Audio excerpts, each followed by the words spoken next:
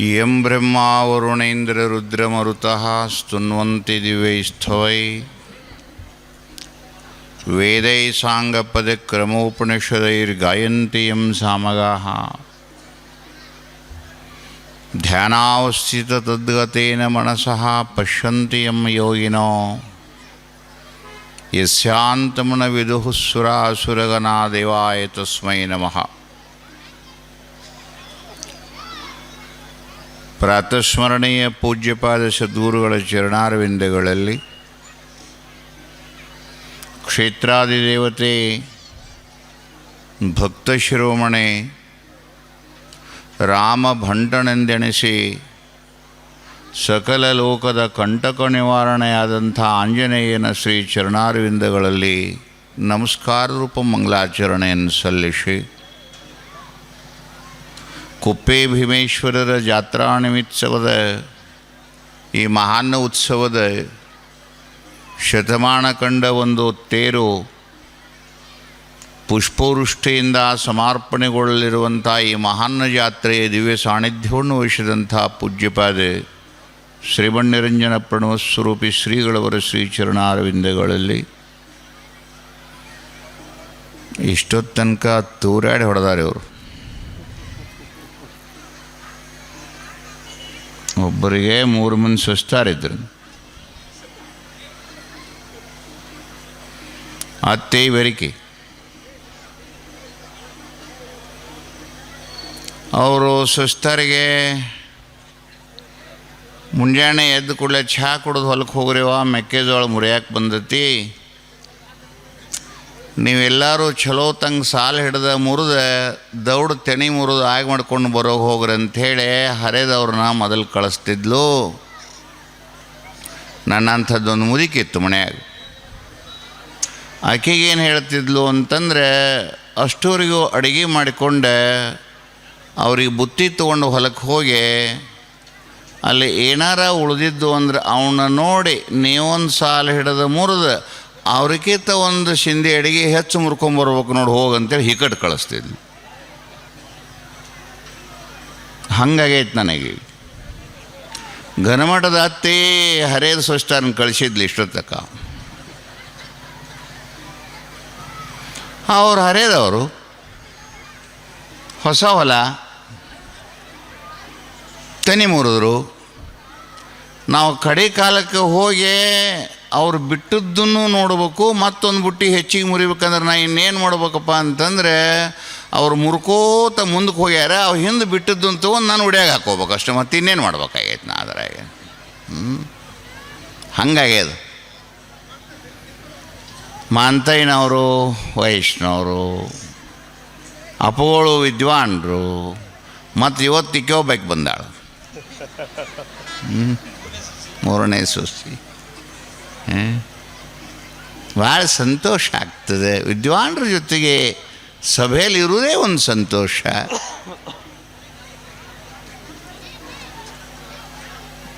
ಕಥಾ ಸಾರಾಂಶದ ಸನ್ನಿವೇಶ. ಕುಪ್ಪೆ ಭೀಮರಾಯ ಇವತ್ತು ಎಲ್ಲಿಗೆ ಹೋಗಿದ್ದಾನಂತಂದರೆ, ಸಮುದ್ರದ ಆಚೆ ಇರುವ ಸುವರ್ಣಮಯದಿಂದ ಕೂಡಿದಂಥ ಲಂಕೆಯಲ್ಲಿ ಹೋಗಿದ್ದಾನೆ.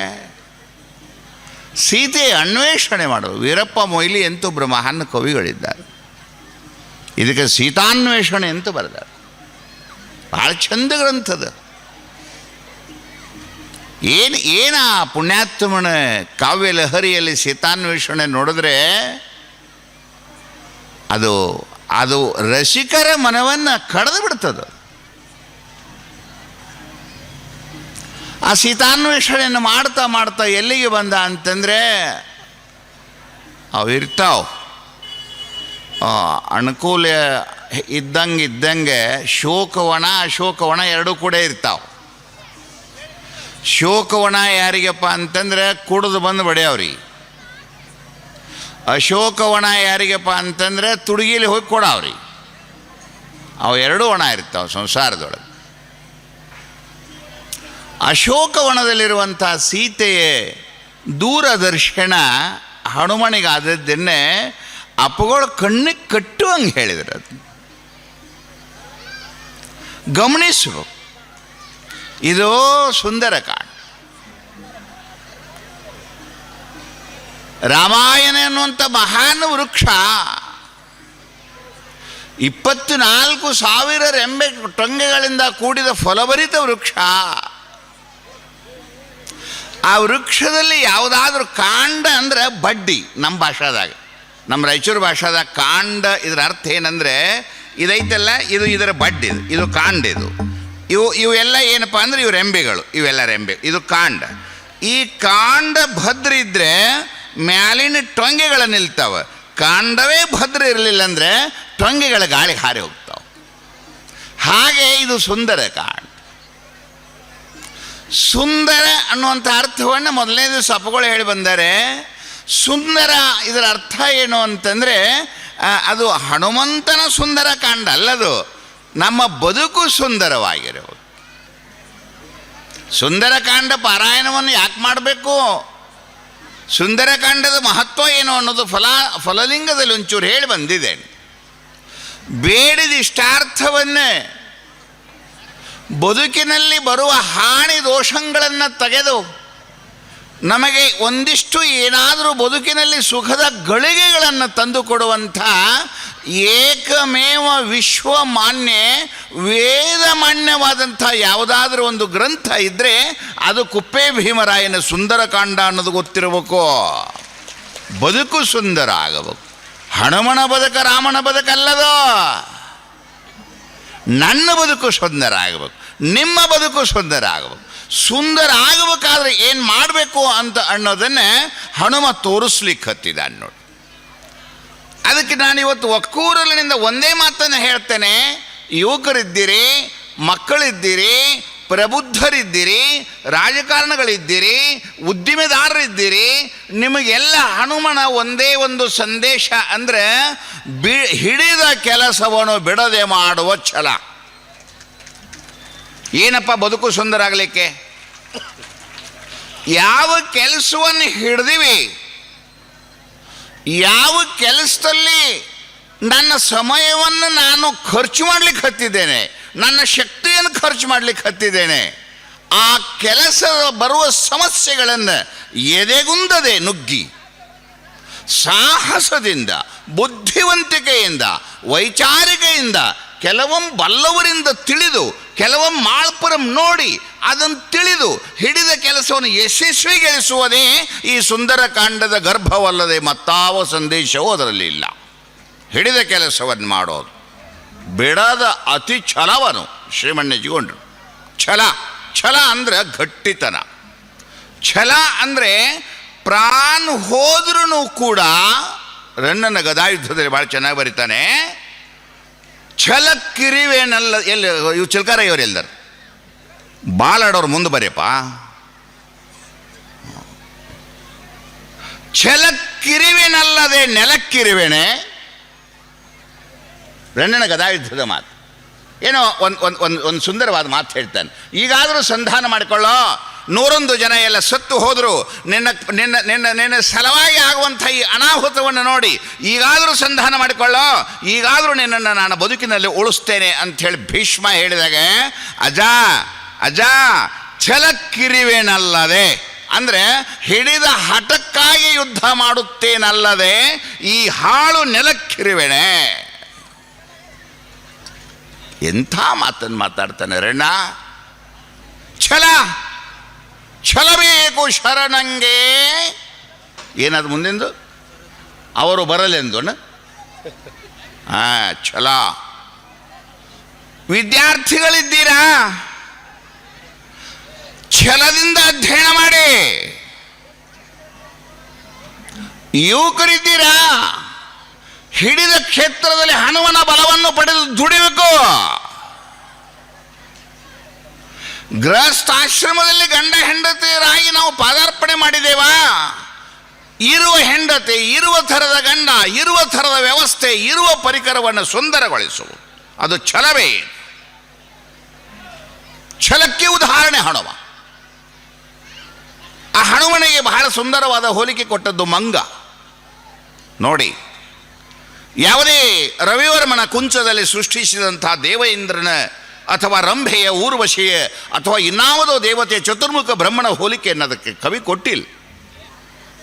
ಅದಕ್ಕೆ ಕೊಟ್ಟಿರುವಂಥ ಹೋಲಿಕೆ ಏನಾದರೂ ಇದ್ದರೆ ಪ್ರಾಣಿ ಸಂಕುಲದಲ್ಲಿ ಎಲ್ಲವನ್ನು ನೋಡ್ದ, ಎಲ್ಲ ಪ್ರಾಣಿಗಳನ್ನು ನೋಡ್ದ, ಯಾವುದು ಭೂಮಿಯಲ್ಲಿ ಹಿಡಿದ ಕೆಲಸವನ್ನು ಬಿಡದೆ ಮಾಡುವ ಹಠದ ಪ್ರಾಣಿ ಕಾಣಲಿಲ್ಲ. ಎಲ್ಲ ಪ್ರಾಣಿಗಳು ಸಮಸ್ಯೆ ಬಂದ ಪಲಾಯನವಾದ ಮಾಡ್ತಿತ್ತು. ಆದರೆ ಒಂದೇ ಒಂದು ಪ್ರಾಣಿ ಕುಲದಲ್ಲಿ ಯಾವುದಾದ್ರೂ ಒಂದು ಪಲಾಯನ ಮಾಡದೇ ಇರುವಂಥ ಪ್ರಾಣಿ ಸಿಕ್ಕದ್ದು ಯಾವುದು ಅಂತಂದ್ರೆ ಮಂಗ. ಒಂದು ದಿವಸ ಒಂದು ಮಂಗ ಎಳ್ನೀರು ಕುಡಿಬೇಕು, ತೆಂಗಿನ ಗಿಡ ಹತ್ತಕತ್ತಿತ್ತು. ದೊಡ್ಡ ತೆಂಗಿನ ಗಿಡ, ಅದು ಹಳಿ ಗಿಡ. ಅದು ಹಿಂಗೆ ಹಿಡ್ಕೊಂಡು ಹಿಂಗೆ ಹಿಂಗೆ ಹಿಂಗೆ ಹಿಂಗೆ ಇತ್ತ ಹತ್ತಾಕತ್ತಿತ್ತು. ಆಚೆ ಕಡೆಯಿಂದ ಒಂದು ಚಿನಿಗೆ ಹಾವು ಹತ್ತಾಕತ್ತಿತ್ತು. ಗೊತ್ತಾಗತ್ತಲ್ಲ ಹೇಳೋದು. ಇದು ತೆಂಗಿನ ಗಿಡ. ಇದು ಈ ಕಡೆಯಿಂದ ಮಂಗ ಹಿಂಗೆ ಹಿಂಗೆ ಹಿಂಗೆ ಹಿಡ್ಕೊಂಡು ಇದನ್ನ ಹತ್ತಾಕತ್ತೈತಿ, ಇತ್ತಾಗಿಂದ ಹಿಂಗೆ ಹಿಂಗೆ ಹಿಂಗೆ ಮಾಡ್ಕೋತ ಹಾವು ಹತ್ತಾಕತ್ತೈತಿ. ಒಂದೇ ಗಿಡ. ಅದು ಇದು ಹಿಂಗೆ ಹಿಂಗೆ ಹಿಂಗೆ ಮಾಡ್ಕೋತ ಹೋಗೋರಾಗ ಆ ಹಾವಿನ ಹೆಡಿ ಬಂತು ಕೈಯಾಗ. ಅಲ್ಲಿ ಗಪ್ಪನ ಹಾವಿನ ಹೆಡಿ ಹಿಡ್ಕೊತ್ತು. ಅದು ಪಟ್ಟ ಇಲ್ಲಿ ಕಡಿತು. ಕಡಿದ ಕೂಡಲೇ ಪಟ್ಟ ಹಿಂಗೆ ಸಂಗಟಕ್ಕೆ ಹಿಂಗೆ ಕೈ ಮಾಡಿ ನೋಡ್ತು. ಏನು ಸಿಕ್ಕಿತ್ತು ಕೈಯಾಗ? ಹೇಳಪ್ಪ, ಏನು ಸಿಕ್ಕದ? ಜೋರಾಗಿ ಹಾವು ಸಿಕ್ಕದು. ಹಿಂಗೆ ಮಾಡಿ ಹಿಂಗೆ ಹಾವು ಹಿಡಿದ ಕೂಡಲೇ ಒಂದು ಸವಣ ಹೆಡಿಯಿಂದ ಪಟ್ ಪಟ್ ಪಟ್ ಕಡಿತದ. ಅದು ಆ ಕಡಿಯೋದನ್ನು ನೋಡ್ತತಿ, ಸಂಕಟಾಗತೈತಿ, ವಿಷ ಏರಾಕತೈತಿ. ಆದರೆ ಹಿಡ್ಕೊಂಡು ಏನಂತು ಅಂದರೆ, ಹೇ ಸೀತೆಯನ್ನು ತಂದ ಹನುಮ, ಹಾವನ್ನು ಬಿಡಿಸೋ. ಈ ಮಂಗ ಅದನ್ನು ಮಂಗ ಯಾರು ಮೊದಲಾಕತೈತಿ ಈಗ? ಹೇ ಕಸಬಾಲಿಂಗಸೂರಿನ ಭೀಮರಾಯ, ನನ್ನನ್ನು ಹಾವು ಕಚ್ಚಾಕತೈತಿ, ಬಿಡಿಸೋ ಅಂತ ಈ ಮಂಗ ಕೂಗ್ತು. ಅವ್ರು ಶನಿವಾರ ಇತ್ತು. ಕುಪ್ಪೆ ಭೀಮರಾಯನು ಆ ಕಡೆ ವಾಕಿಂಗ್ ಹೋಗಿದ್ದ. ಆ ಮಂಗ್ಯ ಒದರುವುದಕ್ಕೆ, ಕುಪ್ಪೆ ಭೀಮರಾಯ ಬರುವುದಕ್ಕೆ, ಅದು ಒದರುದು ಕೇಳೆ ಏನಾಗೈತಿ ಅಂದ. ಏನಾಗೈತಿ ಅಂದ್ಕೂಲ, ಹಾವು ಕಚ್ಚಕತ್ತೈತೋ ದೇವಾ, ನೀ ನನ್ನ ಕುಲಗುರು, ದಯಮಾಡಿ ನನ್ನ ಅದನ್ನು ಬಿಡಿಸು ಅಂದ. ಅವನು ತೆಳಗೆ ನಿಂತಂದ, ಏನು ಹುಚ್ಚದಿಯೋ, ಹಾವು ನಿನ್ನ ಹಿಡ್ಕೊಂಡಿಲ್ಲ, ನೀನ ಹಾವು ಹಿಡ್ಕೊಂಡು ಕೈ ಬಿಡು ಕುಪ್ಪೆ ಭೀಮರಾಯ ಅಂದ. ಅದಕ್ಕಂತೂ ನೋಡು, ನೀ ಎಲ್ಲ ಹಾವು ಕೈ ಬಿಡಂತ ಹಿಡ್ದಿ, ನನ್ನ ಕುಲಗುರು ಆದಂಥವ ನೀನು ಲಂಕೆಗೆ ಸೀತೆಯನ್ನು ಹುಡ್ಕಕ್ಕೆ ಹೋಗುವಾಗ ಸಮಸ್ಯೆ ಐತಂತ ಬಿಟ್ಟು ಬಂದಿದ್ರೆ ನಾ ಹಿಡ್ದು ಹಾವು ಬಿಡ್ತಿದ್ನಿ. ಬಿಟ್ನಿ ಅಂದ್ರೆ ನಿನಗೆ ಅಪಮಾನಕತ್ತಪ್ಪ, ನಾ ಬಿಡುವುದಿಲ್ಲ, ನೀನ ಬಿಡಿಸು ಅಂತ ಮಂಗೆ ಆಯ್ತು. ನೋಡಿ, ಹಿಡಿದ ಕೆಲಸ ದೇವನೇ ಬಿಡಂತ ಹೇಳಕತ್ತೇನೆ, ಆದ್ರೆ ಬಿಡ್ತಾ ಇಲ್ಲ. ಕಡಿಲಿ, ವಿಷ ಇರಲಿ, ಹಿಚಿಕೆ ಕುಲ್ತನೇ ಹೊರತಾಗಿ ನಾ ಹಿಡಿದದ್ದನ್ನು ಬಿಡುದು. ಹಿಡಿದದ್ದನ್ನು ಬಿಡದೆ ಮಾಡುವ ಏಕೈಕ ಜೀವಿ ಯಾರಾದರೂ ಇದ್ದರೆ ಅದು ಮಹಾಭಾರತ, ಅದು ರಾಮಾಯಣದ ಹನುಮ. ಒಮ್ಮೆ ಒಂದು ಮುದುಕಿ ಮನೆಯಾಗ ಮಂಗ್ಯ ಗಂಟು ಬಿದ್ದಿದ್ದು. ಅಲ್ಲ ಅವನು, ಮತ್ತು ನೀವೆಲ್ಲ ಮರೆ ಪಲ್ಲವರು ಏನಾರು ಹೇಳ್ತೀರಿ, ನಾವು ಏನು ಹೇಳಬೇಕು? ಅದು ಮಾಸ್ತರೇ ಒಂದು ಮುದುಕಿ ಮನೆ, ಅದಕ್ಕೆ ಮಂಗ್ಯ ಗಂಟು ಬಿದ್ದಿತ್ತು. ಕಿಟಕಿಯಾಗ ಕೊಬ್ಬರಿ ಇಟ್ಟರು ತಗೋತಿತ್ತು. ಈಚೆ ಕಡೆ ತಟ್ಟಿ ಕದ ಸರಿಸಿ ಆದರೂ ಒಳಗೆ ಬಂದು ತಗೋತಿತ್ತು. ಏನು ಮಾಡಲಿ ಅಂಥೇಳಿ ಆ ಮುದುಕಿ ಗನ್ಮಡದಪ್ಪನ ದೇವರ ಕೇಳಕ್ಕೆ ಹೋದ. ಅವ್ರು ಗನ್ಮಡದಪ್ಪನವ್ರು ಏನಾಕೈತಿ ಮುದುಕಿ ಅಂತಂದ್ರೆ, ಯಪ್ಪ ಹಳೆ ಮನೆ ಗುಡ್ಸಲ ತಟ್ಟಿ ಕದ ಒಟ್ಟು ಮಂಗ್ಯ ಗಂಟು ಬಿದ್ದತಿ, ಎಲ್ಲಿ ಬಂದ್ರೂ ಬಿಡುವಲ್ದು, ಒಟ್ಟ ತಗೊಳಕತ್ತೈತಿ, ಹಿಂಗಾಗೈತಿ. ಅವ್ರು ಆ ಕಾಡೆ ಪಂಚಾಂಗ ತೆಗೆದಾರಗೈತಿ. ಅವ್ರು ಸುಮ್ಮನೆ ಹೇಳೋದಿಲ್ಲ ಹಂಗೆ. ಯಾಕಂದ್ರೆ ಸುಮ್ಮನೆ ಹೇಳಿದ್ರೆ ಅಜ್ಜ ಬರೋಬರಿ ಹೇಳ್ಯಾನಿಲ್ಲೋ ಅಂತ ಅಂದಾಗಿಂದಾರ ಬಾ ಅಂತ ಸುಮ್ಮನೆ ಈ ಪೇಸ್ ತೆಗೆದು ಹಿಂಗೆ ಹಾಕೋದು, ಈ ಪೇಸ್ ತೆಗೆದು ಹಿಂಗೆ ಹಾಕೋದು, ಒಂದು ತೊಗೊಂಡು ಹಿಂಗೆ ಚೌಕ್ ಬರೋದು, ಹಿಂಗೆ ಅಡ್ಡ ಬರೋದು, ಹಿಂಗೆ ಹಿಂಗೆ ಬಳ್ಳು ಮಾಡಿ ಅವ್ರು ಭಾಳ ಚಂದ ಮಾಡ್ತಿರ್ತಾರೆ. ಹಿಂಗೆ ಹಿಂಗೆ ಹಿಂಗೆ ಮಾಡ್ತಿರ್ತಾರೆ, ಹಿಂಗೆ ಹಿಂಗೆ ಮಾಡ್ತಿರ್ತಾರೆ. ಏನು ಮಾಡ್ತಾರೋ ಏನಿಲ್ಲೋ ಏನು ಮಾಡು. ಒಬ್ಬ ಜ್ಯೋತಿಷ್ ಹೇಳ್ತಿದ್ದು, ಒಬ್ಬ ಹಿಂಗೆ ಹಿಂಗೆ ಮಾಡ್ತಿರ್ತಾರೆ, ಹಿಂಗೆ ಹಿಂಗೆ ಮಾಡ್ತಿರ್ತಾರೆ. ಅವ್ರು ಬಳ್ಳಿ ತೋರಿಸ್ತಾರೆ. ಮುಂಜಾನೆ ಟಿ ವಿಯಾಗ ಫಸ್ಟ್ ಮೊದಲು ದರ್ಶನ ಆಗೋದು ಅವ್ರದ್ದು, ಹಿಂಗೆ ಹಿಂಗೆ ಮಾಡೋರ್ದು. ಇವ್ರು ಕೇಳಿ ಕೇಳಿ ಕೇಳಿ ಕೈಯನ್ನು ಬಳಿ ಮಾರ್ಕೊಂಡಾರ. ಅವ್ರು ಹೇಳಿ ಹೇಳಿ ಹೇಳಿ 10 ಒಳಗೆ ಉಂಗುರ ಹಾಕೊಂಡಾರ. ಅವ್ರು ಏನು ಜನ, ಏನು ಮಾತಾ, ಏನು ಜನ. ಒಬ್ಬ ಹಿಂಗೆ ಜ್ಯೋತಿಷ್ ಕೇಳಕ್ಕೆ ಹೋಗಿದ್ದು. ಸಂಜೆ 4-4:15 ಆಗಿತ್ತು. ಮುಂಜಾನೆಯಿಂದ ಮಂದಿ ಗದ್ದಿಗೆ ಹಾಕಿ ಹಾಕಿ ಹಾಕಿ ಬಂದು ಮಂದಿ ಹೋಗಿತ್ತು. 4:15 ಅವ ಕುಲಕರ್ಣಿ ಮೇಲ್ಕೈಯನ್ನು ತಮ್ಮಿ ತೊಗೊಂಡು ಹೋಗ್ಬೇಕಂತ ಹೇಳ್ಬೇಕು ಅನ್ನೋದಕ್ಕೆ ಇನ್ನು ನಮ್ಮ ಪೆಟ್ಟಿಗೆ ಮಾಸ್ತರ್ದಲ್ಲ ಇಂಥ ವಾರಿಗೆ ಒಬ್ಬ ಹುಡುಗ ಓಡಿ ಬಂದು ಯಾಕೆ ಹೋತಮ್ಮ ಯಪ್ಪ ನಂದೊಂದು ಪ್ರಶ್ನೆ ಇತ್ತು ಅದು. ಏನು ಪ್ರಶ್ನೆ ಅಂದ. ಏನಿಲ್ಲಪ್ಪ ಒಂದಿಟ ಒಳಗೆ ಬಂದರೆ ಹೇಳ್ತಾನೆ, ಹೊರಗೆ ಮಂದ್ಯಾಗ ಹೇಳೋದಲ್ಲ. ಏನು ಹೇಳ್ತಿ ಹೇಳಪ್ಪ, ತಮಿತೋನು ಹೊಂಟೀನಿ ನಾನು. ಯಪ್ಪ ಮುಂಜಾನೆಯಿಂದ ಸಂಜೆ ತನಕ ಗಲ್ಲೆ ಎಷ್ಟಾಗೈತೆ? ಮುಂಜಾನೆ ಸಂಜೆ ತನಕ ಗಲ್ಲೆ ಏನು ನಮ್ಮೂರಾಗ 10 ರೂಪಾಯಿ ಕೊಡ್ತಾರೆ, 20 ರೂಪಾಯಿ ಕೊಡ್ತಾರೆ, ಏಟಾಕತ್ತೆ ಸಂಚಾನಕ 500 ರೂಪಾಯಿ ಆದರೂ ಒದ್ದಾಡಿ ಹೋಗತ್ತಪ್ಪ ತಾವ ಅಂದ. ಯಜ 1000 ಕೊಡ್ತೀನಿ, ಒಂದು ಚಲೋ ನಕ್ಷತ್ರ ಕೊಡ್ಬೇಕು. ಏನು ತಮ್ಮ 1000 ಕೊಡ್ತಾನೆ ಅಂದ್ಕೊಳ್ಳಿ ಕುಲ್ಕಂಡು ಕೂತ್ ನೋಡು ಮತ್ತೆ ಹೊಳ್ಳಿ ಮತ್ತೆ ಕುಂತು ಮತ್ತೆ ಹಿಂಗೆ ಶುರು, ಇದನ್ನೇ ಶುರು. ಮತ್ತು ಹಿಂಗೆ ಮಾಡ್ದೆ ಏನು ಬೇಕು ಹೇಳ್ತಮ್ಮ ಅಂದ. ಯಪ್ಪ ನಾವೊಂದು ಹುಡುಗಿ ಕೂಡ ಓಡಿ ಹೋಗ್ಬೇಕತ್ ಮಾಡೀನಿ. ಏನಂತ ನಾವೊಂದು ಹುಡುಗಿ ತೊಗೊಂಡು ಓಡಿ ಹೋಗ್ಬೇಕತ್ ಮಾಡೀನಿ. ಎಕ್ಕಾಡೆ ಹೊಡೆದ್ರೂ ಯಾರ ದೇವರ ಹೇಳಿದ್ರು ನಾ ಸಿಗಬಾರ್ದು, ಅಂಥದ್ದೊಂದು ನಕ್ಷತ್ರ ಹೇಳಪ್ಪ ಯಪ್ಪ, ನಿನಗೆ 1000 ಕೊಡ್ತಾನೆ ಅಂತ. 1000 ಕೊಡ್ತಾನೆ ಅಂದ್ಕೊಳ್ಳಿ ಆಚಾರ್ಯ ಕಿವಿ ನೆಗ್ಗಿದ್ರು.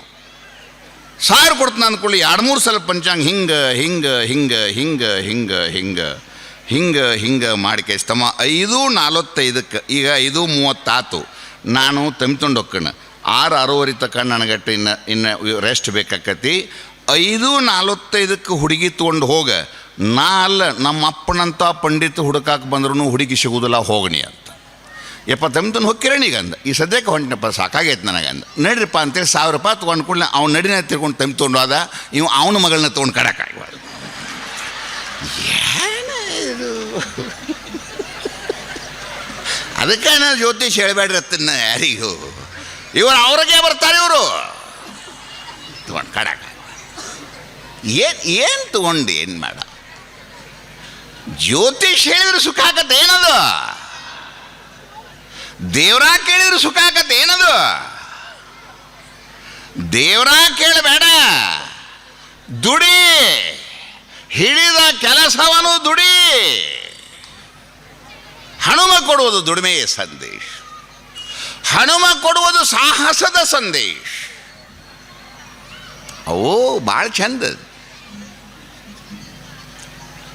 ಮಂಗಕ್ಕೆ ಸಂಸ್ಕೃತದಲ್ಲಿ ವಾನರ ಅಂತಾರೆ, ಮನುಷ್ಯರಿಗೆ ನರ ಅಂತಾರೆ. ನರ ಜನ್ಮದಿಂದಿಹದೋಳ್ ಮಿಗಿಲುಂಟೆ. ನರ ಅಂದ್ರೆ ಮನುಷ್ಯರು. ಈ ನರದ ಹಿಂದೆ ವಾ ಕೂಡಿಸಿಬಿಟ್ರೆ ಇದೇ ಏನಾಯ್ತು ಅಂದ್ರೆ ವಾನರ. ನರ ವಾನರ. ಸುಭಾಷಿತಕಾರ ಭಾಳ ಚೆನ್ನಾಗಿ ಬರೀತಾರೆ. ವಾನರ ಅಂತ ಯಾರಿಗಣಬೇಕು, ನರ ಅಂತ ಯಾರಿಗಣಬೇಕು ಅನ್ಲಿಕ್ಕೆ ಸುಭಾಷಿತಕಾರ ಅಪ್ಪಣೆ ಮಾಡ್ತಾ ಇದ್ದಾನೆ.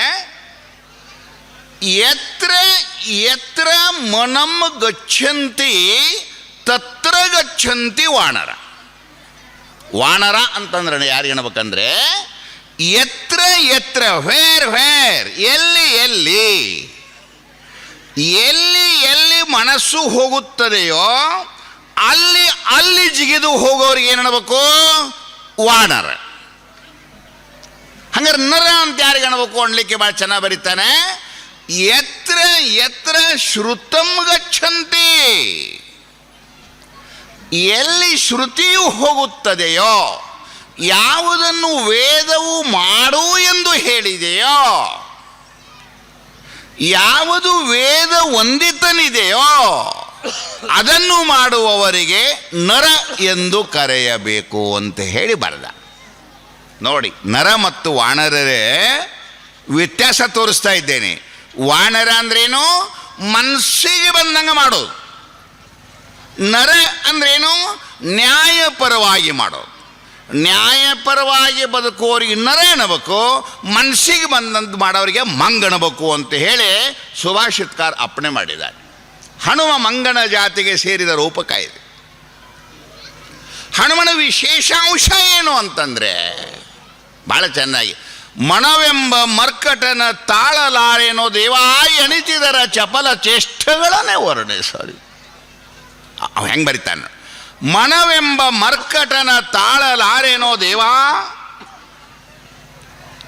ಅದು ಹೆಂಗೆ ಮಾಡ್ತದೆ ಅಂತಂದರೆ ನೋಡಿ, ಯೋಚನೆ ಮಾಡಿ ನೋಡಿ. ರಾವಣ ಬಹುತರ ಸೀತೆಯ 2ರಷ್ಟು ವಯಸ್ಸಿನ. ಗಮನಿಸಿ ನೋಡಿ, ಇಲ್ಲಿ ರಾವಣ ಇದ್ದಾರೆ, ಇಲ್ಲಿ ರಾಮ ಇದ್ದೀರಿ, ಇಲ್ಲಿ ಸೀತೆ ಇದ್ದೀರಿ, ಇಲ್ಲಿ ಮಂಡೋದರಿ ಇದ್ದೀರಿ, ಇಲ್ಲಿ ಹನುಮ ಇದ್ದೀರಿ. ಯಾವಾಗ ಮನುಷ್ಯನ ಜೀವನ ಹಾಳಾಗುತ್ತೆ? ಯಾವಾಗ ಒಬ್ಬ ಮನುಷ್ಯನ ಜೀವನವು ಬದುಕಿನಲ್ಲಿ ಅಪಮಾನಕರವಾದ ಬದುಕನ್ನು ಯಾವಾಗ ಪಡೆಯುತ್ತೆ ಅನ್ನಲಿಕ್ಕೆ ಭಾಳ ಚೆನ್ನಾಗಿ ಬರೀತಾ ಇದ್ದಾನೆ ನೋಡಿ. ಭಾಳ ಭಾಳ ಸುಂದರ ರೂಪ.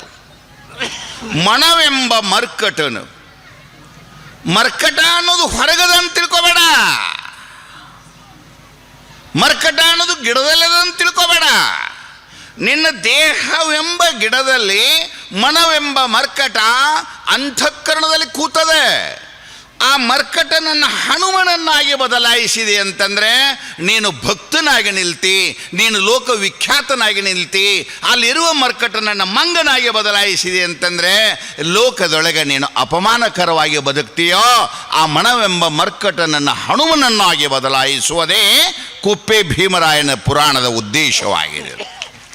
ಇಲ್ಲಿ ಪುರಾಣದ ಕಥೆ ಕೇಳೋದಂತಂದ್ರೆ ಮತ್ತಾರದರ ಕಥೆ ಕೇಳೋದಲ್ಲ. ನನ್ನ ಇವತ್ತಿನ ಯುವಕರು, ನನ್ನ ಇವತ್ತಿನ ಯುವತಿಯರು, ನನ್ನ ಮುಂದಿನ ಭವಿಷ್ಯದ ಭಾರತದ ಭವಿಷ್ಯದ ವಾರಸುದಾರರು ನಿಮ್ಮ ಮನವನ್ನು ಮಂಗನಾಗಿ ತಿಳ್ಕೊಂಡು ಬಿಟ್ರಿ ಅಂತಂದರೆ ಭಾಳ ಚೆನ್ನಾಗಿ. ಮಂಗ್ಯಾನ ಮನಸ್ಸು ಇದು ಹೆಂಗೆ ಕುಣುತ್ತೈತಿ, ಕಾಲ ಬಿಚ್ಚಿದ ಕತ್ತಿ ಹೆಂಗ ಓಡಿ ಆಡ್ತೈತಿ ಮನವೋ. ಎಷ್ಟು ಚಂದ ಬರ್ದಾನೆ ನೋಡ್ರ. ಅದು ಹಾಗೆ ಮಾಡ್ತದದ. ಸೀತೆಯನ್ನು ನೋಡಿದಂಥ ರಾಮನ ದೃಶ್ಯ, ಸೀತೆಯನ್ನು ನೋಡಿ ಎಂಥ ತಾಯಿ ಹಳೆದಿದ್ದಾಳಪ್ಪ.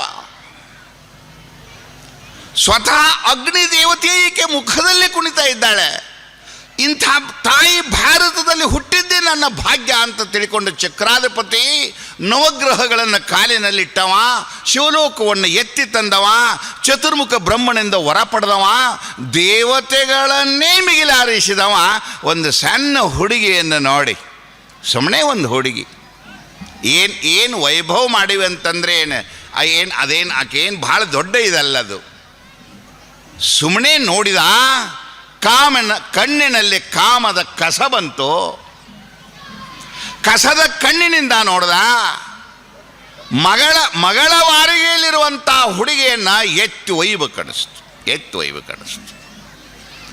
ಎತ್ತಿ ಒಯ್ದು ಜೀವನದಲ್ಲಿ ಎಂಥ ಅಂಧಕಾರದಲ್ಲಿ ಬಿದ್ದ ಅಂತ ಅನ್ನೋದನ್ನೇ ಇನ್ನು ಮುಂದಿನ 2 ದಿನಗಳಲ್ಲಿ ನೋಡೋರಲ್ಲಿ ವಿಚಾರಿಸಿ ನೋಡ್ರಿ.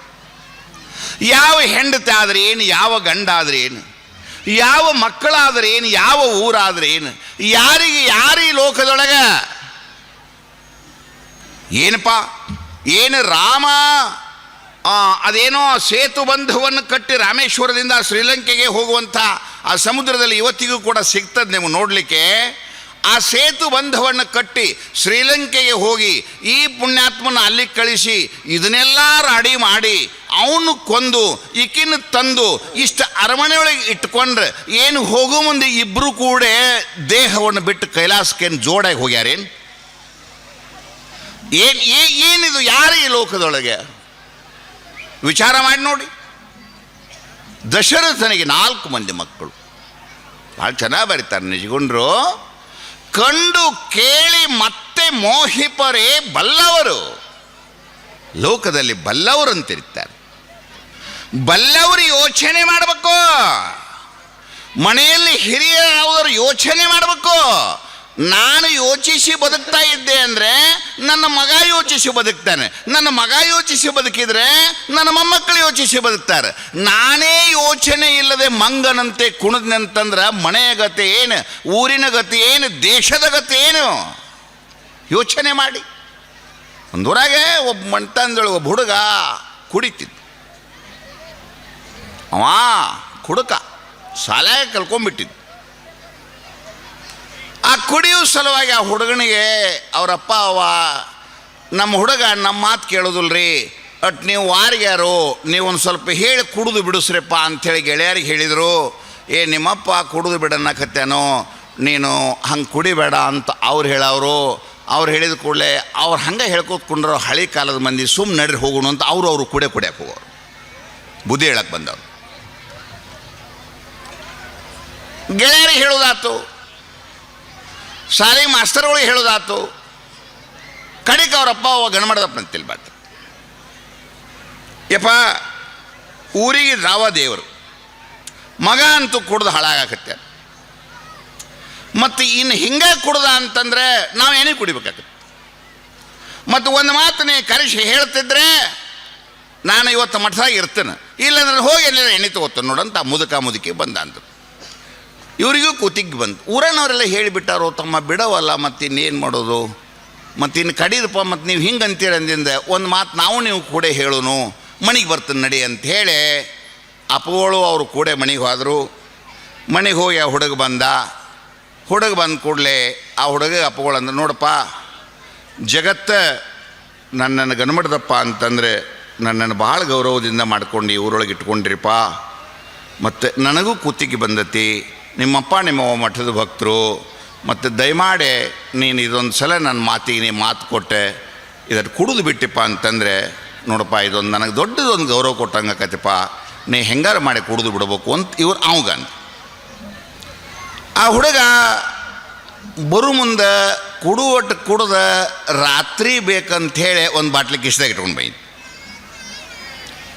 ಅವೇನಂದ, ಯಪ್ಪ ಇಲ್ಲಿ ತಕ್ಕ ಗೆಳೆಯರು ಹೇಳಿದರು, ಮಾಸ್ತರ್ಗಳು ಹೇಳಿದರು, ಊರಾಣವ್ರು ಹೇಳಿದರು, ಬೀಗರು ಹೇಳಿದರು, ನಮ್ಮಪ್ಪ ನಮ್ಮವ್ವ ಹೇಳಿದರು, ನಾ ಬಿಟ್ಟಿದ್ದಿಲ್ಲ.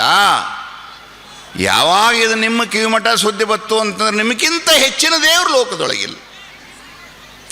ಒಂದು ಬಾಟ್ಲಿ ಹೆಚ್ಚಿಗೆ ತಂದನು, ಇದು ದೇವರಂತ ಇಲ್ಲಿ ತನಕ ನಾ ಮಾಡ್ಕೊಂಡು ಬಂದನು.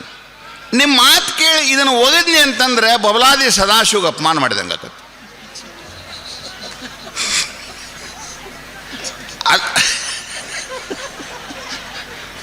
ಅದಕ್ಕೆಪ್ಪ ನಾನಂತೂ ಕುಡ್ದನ್, ಇದೊಂದು ಬಾಟ್ಲಿ ನೀವು ತೊಗೊಂಡೆ, ನಮ್ಮ ಅಪ್ಪಟ್ಟು ನೀವಟ್ಟು ಕುಡೀರಿ. ಅವನು ಆ ಹುಡುಗನ್ ನಮ್ಮ ಅಪ್ಪಟ್ಟು ನೀವಟ್ಟು ಕುಡೀರಿ, ಇದನ್ನು ಆಗಿ ಮಾಡಿ ಇಡ್ರಿ, ಮುಂಜಾನೆ ಎದ್ದ 3 ಮಂದಿ ಕೂಡ ಸ್ನಾನ ಮಾಡಿ ನಾವು ಲಿಂಗಾರ್ಚನೆ ಕೂತು ಬಿಡುನಪ್ಪ, ಇದನ್ನ ತೋರಿ ಅಂತೇಳಿ ಅವ ಬಾಟ್ಲಿ ಕೊಟ್ಟ.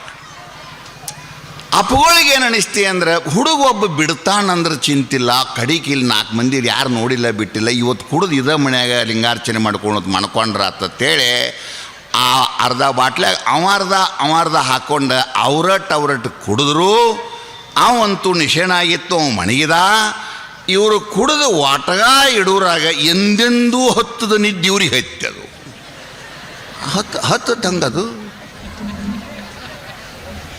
ಮುಂಜಾನೆ 7ಕ್ಕೆ ಹತ್ತಿರ, ಒಟ್ಟರು 7 ತನಕ ಗಪ್ಪ ಮಣಗಿತ್ತು. 7ಕ್ಕೆ ಎದ್ದ ಆ ಹುಡುಗ ಬಂದು ಅಪ್ಪ ಅವ್ರ ಪಾದಕ್ಕೆ ಹಿಂಗೆ ನಮಸ್ಕಾರ ಮಾಡಿ, ಏಪ್ಪ ನಿಮ್ಮ ಮಾತು ನಾ ಪಾಲಿಸ್ತೀನಿಪ್ಪ, ಇನ್ನು ನಾ ಅದನ್ನು ಕೊಡೋದಿಲ್ಲ, ಇದನ್ನು ಮಾಡೋದಿಲ್ಲ, ನೀವೇನು ಹೇಳ್ತೀರ ಅಂತ ಕೇಳ್ತಂತ. ಇವ್ರ ಮೆಲ್ಲಕ ಎದ್ದು ಕಣ್ಣು ಒರೆಸ್ಕೊಂಡ್ರು. ತಮ್ಮ ನೀನು ಕುಡ್ದಾರ ಕುಡಿ, ನೀನು ಬಿಟ್ಟಾರ ಬಿಡು, ಇದು ಎಲ್ಲಿ ಸಿಗ್ತದೆ ಅನ್ನೋದೊಂದು ಸ್ವಲ್ಪ ನಮಗೆ ಹೇಳಿ ಅಂತ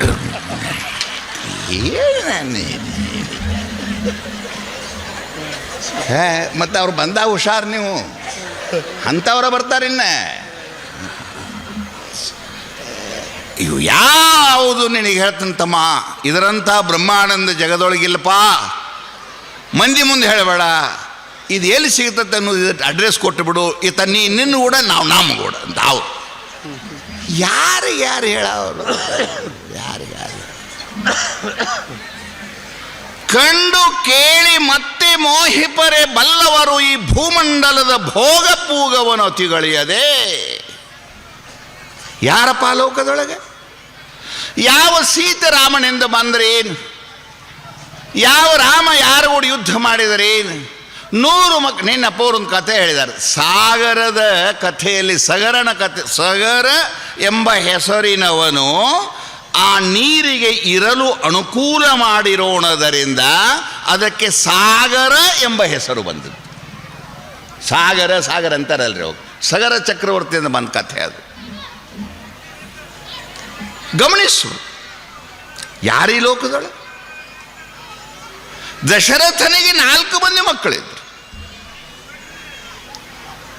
4 ಮಂದಿ ಮಕ್ಕಳನ್ನು ಭಗವಂತನ ಆರಾಧನೆಯನ್ನು ಮಾಡಿ, ದೈವೋಪಾಸನೆಯನ್ನು ಮಾಡಿ, ಅಮೃತದ ಕಲಶದಲ್ಲಿ ಅವರನ್ನು ತೆಗೆದುಕೊಂಡು ಬಂದು ಹಡೆದಂಥ ಮಕ್ಕಳು ವಿಷ್ಣುವಿನ ಸಾಕ್ಷಾತ್ ಅಂಶ ಆದ್ರೂ ಕೂಡ ದಶರಥ ನೆಲದ ಮೇಲೆ ಬರಿನೆತ್ತಿಯಿಂದ ಬಿದ್ದು ಪ್ರಾಣ ಬಿಡುವಾಗ ನೀರು ಹಾಕಲಿಕ್ಕೆ ಯಾರಿಲ್ಲ.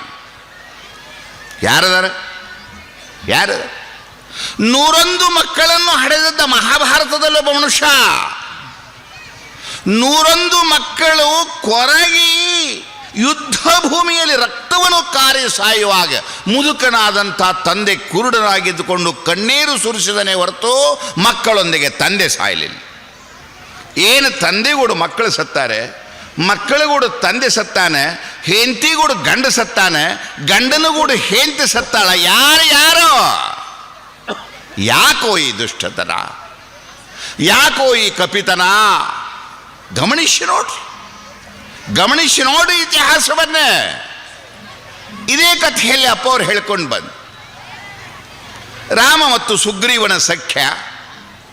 ಇದೇ ನಮ್ಮ ಕಿಷ್ಕಿಂಧೆಯಲ್ಲಿ ಹನುಮಂತನ ಮೊದಲ ಭೇಟಿಯಾಗಿ ಸುಗ್ರೀವನ ಸಖ್ಯದೊಂದಿಗೆ ಅಣ್ಣ ತಮ್ಮ ಲೋಕದಲ್ಲಿ ಹೊಂದಾಣಿಕೆ ಅಣ್ಲ್ಯ.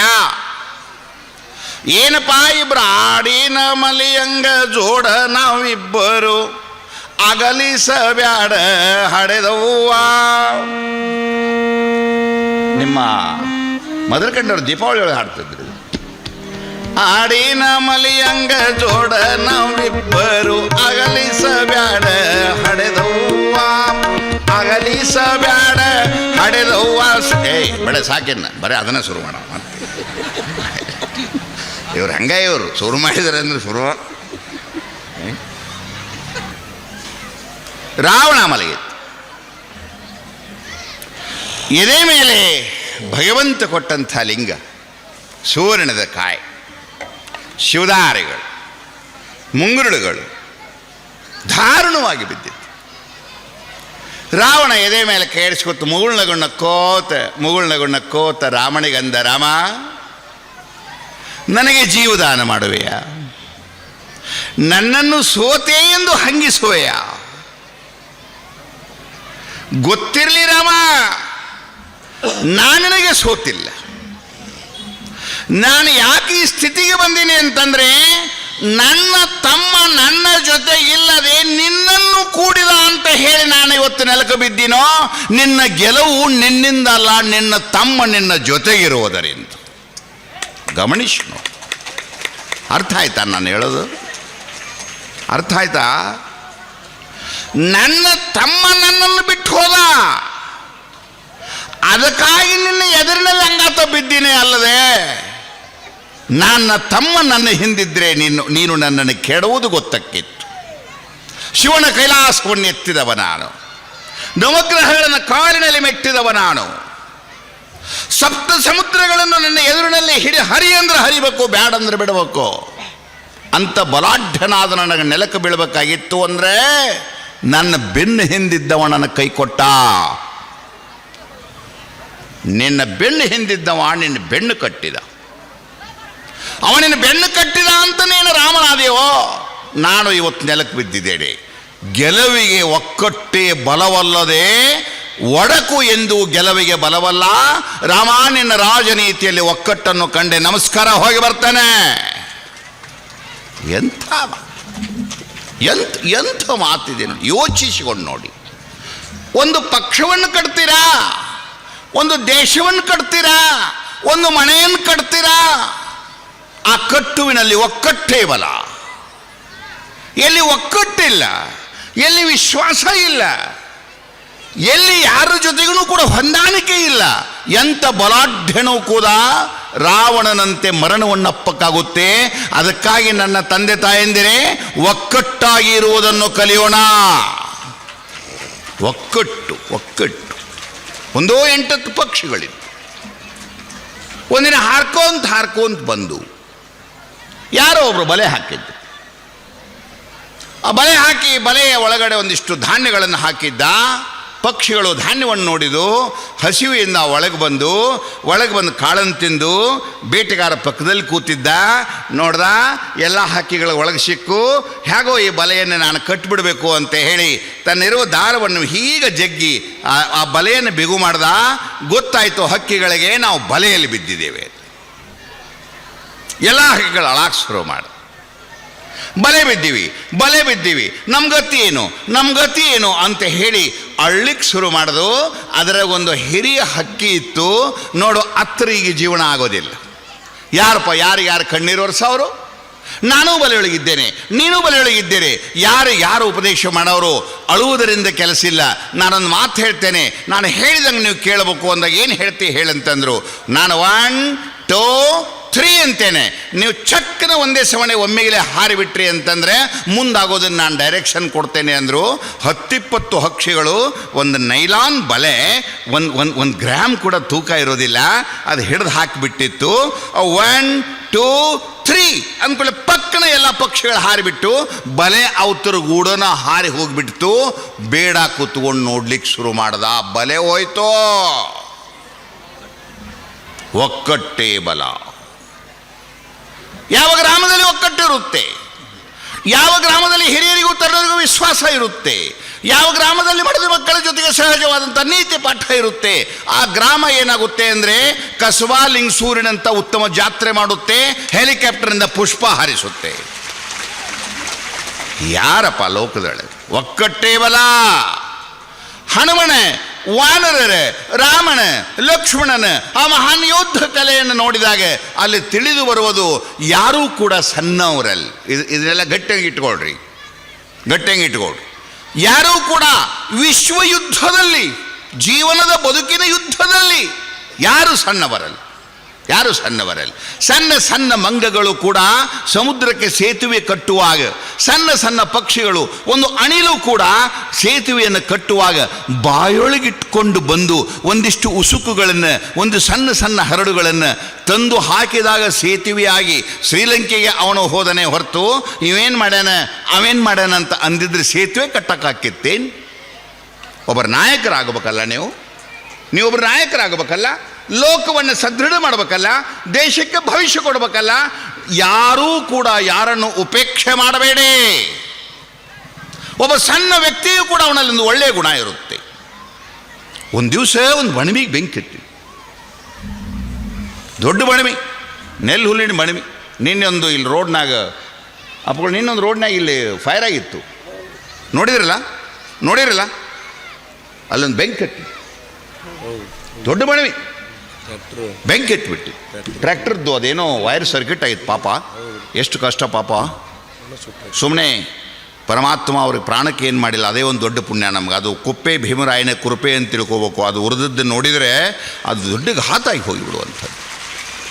ಭಗವಂತ ಕಾಪಾಡಿದ. ಒಂದು ಮಣಿಮೆಗೆ ಬೆಂಕಿ ಎತ್ತಿ, ಜನ ನೋಡಿದ್ರು, ಎಲ್ಲರೂ ನೋಡಿದ್ರು. ನೋಡಿ ಅಂದರು, ಸರ್ವತ್ನಾಗ ಬೆಂಕಿ ಎತ್ತೈತಿ, ಬೆಂಕಿಯನ್ನು ಆರಿಸೋದು ನಮ್ಮಂಥವ್ರು ಕೂತಲ್ಲ.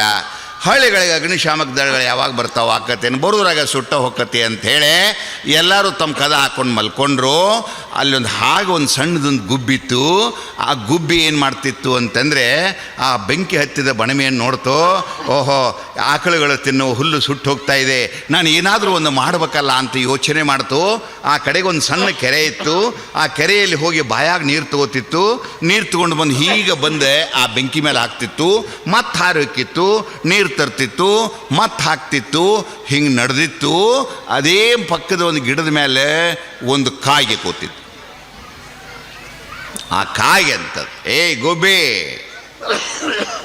ಏಟು ನಿನ್ನ ಕೂತ, ಏಟು ನಿನ್ನ ಮಾತ, ಏಟು ನಿನ್ನ ಬಾಯಿ, ಅದರಾಗ ಒಂದು ಹನಿ ನೀರು ತಗೊಂಡು ಬಂದೆ ಈ ಬೆಂಕಿಯಾಗ ಹಾಕಿದರೆ ಈ ಬೆಂಕಿ ಆರ್ತದಂತ ತಿಳ್ಕೊಂಡು ಏನೋ ಮೂರ್ಖ, ಹೊತ್ತೇರುತಕ ಹಾರಾಡಿ ಹಿಂಗೆ ಗೂದಿ ಹಾದ ಸತ್ತಿ ತನಗೆ ಮಣ್ಕೋಬ ಅಂತ ಕಾಯಿಗಂತು.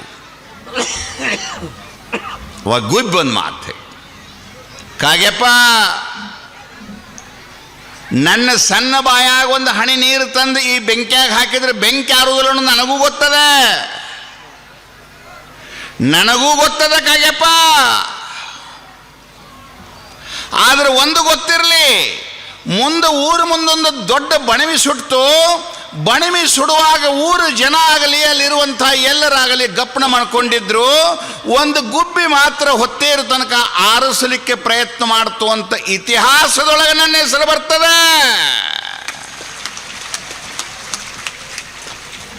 ನಿಮ್ಮ ಹೆಸರು ಮಣ್ಕೊಂಡವ್ರ ಲಿಸ್ಟೇ ಬರ್ತದೆ. ಬಣೆ ಯಾರು ನನಗೂ ಗೊತ್ತು.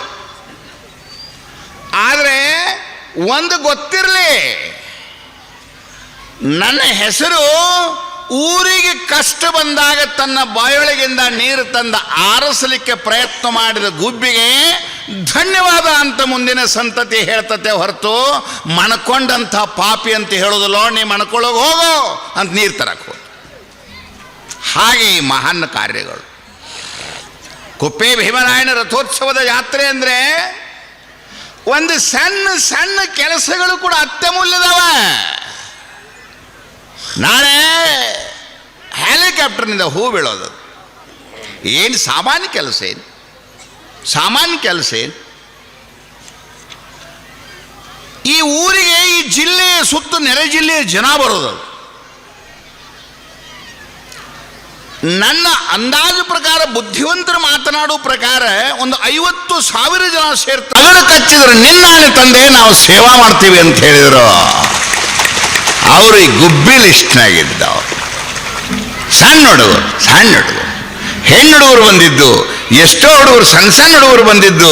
ನನ್ನ ಹತ್ತಿರ ಭೇಟಿಗೆ ಬಂದು ನನ್ನ ರೂಮ್ನಾಗ ಕೂತ್ಕೊಂಡು ಸಂಜೆ ತನಕ ನನಗೆ ಕುಂಡ್ರಾಕ್ ಬಿಟ್ಟಿಲ್ಲ ಅವ್ರು. ಇವತ್ತು ಅವರೆಲ್ಲ ಹೇಳಿದ್ದೇನಪ್ಪ ಅಂತಂದ್ರೆ, ಭಾಳ ಚೆನ್ನಾಗಿ ಒಂದು ಸರ್ವಜ್ಞ ಒಂದು ವಚನ ಬರೀತಾನೆ. ಅಡಿಯ ಮುಂದಿನ ಸ್ವರ್ಗ.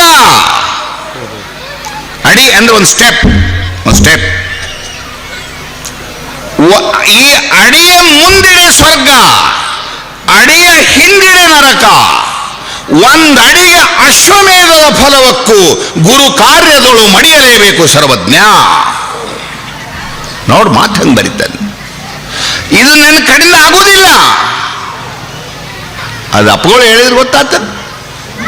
ಅವ ಏನಂತಿದ್ದಂತ ಹನುಮ, ಒಂದು ವೇಳೆ ಲಂಕೆಯಲ್ಲಿ ಸೀತೆ ಸಿಗದಿದ್ರೆ, ಒಂದು ವೇಳೆ ಅಪ್ಪವ್ರು ಬಹಳ ಒತ್ತದ್ದು ಹೇಳ್ಯಾರೆ, ಸೀತೆ ಯಾವ ಬಯೋಡಾಟಾನೋ ಹನುಮಂತನಿಗೆ ಕೊಟ್ಟಿದ್ದಿಲ್ಲವ. ಯಾಕೆಂದ್ರೆ ಬಯೋಡಾಟಾ ಕೊಟ್ರೆ ಪೊಲೀಸರು ಹುಡುಕ್ತಾರೆ, ಹನುಮಂತ ಹಾಕಬೇಕು. ಹನುಮನ ಶಕ್ತಿ ಇರೋದು ವಿದೌಟ್ ಬಯೋಡಾಟಾ. ಗುಣಗ್ರಾಹಿ, ರೂಪಗ್ರಾಹಿ ಅಲ್ಲ. ಅಂಥ ಒಂದು ಪ್ರಸಂಗವನ್ನು ಅವ ಹೇಗೆ ವರ್ಣಿಸ್ತಾನಂದ್ರೆ, ಆ ಶಿಂಸಿಪಾ ವೃಕ್ಷ ಅದು ಬಹಳ ಚಂದದ ವೃಕ್ಷ. ನಾಳೆ ನೋಡ್ತೇನೆ ಅದನ್ನು. ಆ ಶಿಂಸಿಂಬರ ವೃಕ್ಷದ ಕೆಳಗಡೆ ಇರುವಂಥ ಆ ರಾಕ್ಷಸಿಯರು, ಅವರ ಯೋಚನೆಗಳು, ಅವರ ಆ ಸೀತೆಯನ್ನು ಕಾಡುವ ಬಗೆಗಳು, ಇವನ್ನೆಲ್ಲ ಮತ್ತೆ ನಾಳಿನ ದಿವಸ ನೋಡ್ತೇನಂತೆ.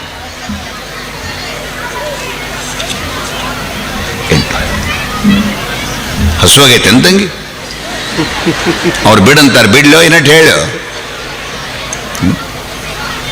ಅಡಿಯ ಮುಂದಿನ ಸ್ವರ್ಗ